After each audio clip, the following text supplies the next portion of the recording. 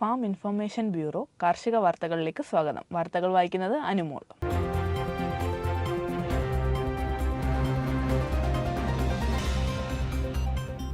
ഈ വർഷം സംസ്ഥാനത്ത് 1000 ഹെക്ടർ വിസ്തൃതിയിൽ 11 ഇനം ഫലവൃക്ഷ വിളകളുടെ കൃഷി വ്യാപിപ്പിക്കും.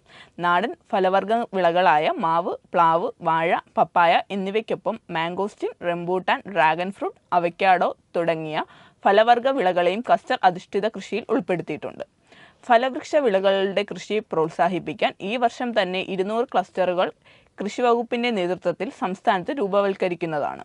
ഫലവർഗ്ഗങ്ങളുടെ അത്യുൽപാദന ശേഷിയുള്ള തൈകൾ ലഭ്യമാക്കുക, സംസ്ഥാനത്തെ പഴവർഗ്ഗ ഉൽപാദനം വർദ്ധിപ്പിക്കുക, അതുവഴി പോഷക സമൃദ്ധിയിലേക്ക് നീങ്ങുക എന്നീ ലക്ഷ്യങ്ങളാണ് ആരംഭിച്ചിട്ടുള്ളത്. പോഷക സമൃദ്ധി കൈവരിക്കുന്നതിനാവശ്യമായ വിളകളെ ഉൾപ്പെടുത്തി പോഷകത്തോട്ടങ്ങൾ, കൃഷി ക്ലസ്റ്ററുകൾ, കൂൺ ഗ്രാമങ്ങൾ, മില്ലറ്റ് കഫേ, സംരക്ഷിത കൃഷി, പരമ്പരാഗത കൃഷി ഇനങ്ങളുടെ വ്യാപനം, കൃത്യത കൃഷി, തരിശുനില കൃഷി തുടങ്ങിയവ വ്യാപകമാക്കുവാനും ലക്ഷ്യമിട്ടിരിക്കുന്നു. കേരള കാർഷിക സർവകലാശാലയുടെ കീഴിലുള്ള മണ്ണുത്തി കമ്മ്യൂണിക്കേഷൻ സെന്ററിൽ കാർഷിക പ്രസിദ്ധീകരണങ്ങളും കൽപ്പതേനു എന്ന കാർഷിക സർവകലാശാലയുടെ ത്രൈമാസിക പ്രസിദ്ധീകരണവും വിൽപ്പനയ്ക്കുണ്ട്.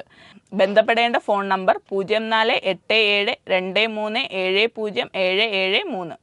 കേരള കാർഷിക സർവകലാശാലയുടെ പബ്ലിക്കേഷനുകൾ ഇപ്പോൾ ഓൺലൈൻ പ്ലാറ്റ്ഫോം ആമസോൺ വഴിയും ലഭ്യമാണ്. കേരള കാർഷിക സർവകലാശാലയുടെ കീഴിലുള്ള കമ്മ്യൂണിക്കേഷൻ സെന്ററിൽ പ്രവർത്തിച്ചു വരുന്ന ഭക്ഷ്യ സംസ്കരണശാലയിൽ ഏത് തരം പഴം, പച്ചക്കറിയും സംസ്കരിച്ച് മൂല്യവർദ്ധിത ഉൽപ്പന്നങ്ങളാക്കി നൽകുന്നു.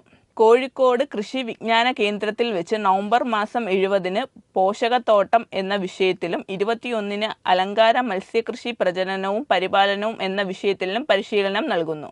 കൂടുതൽ വിവരങ്ങൾക്ക് 049629664041 എന്ന ഫോൺ നമ്പറിലോ kvkcalicut@gmail.com എന്ന വിലാസത്തിലോ ബന്ധപ്പെടുക.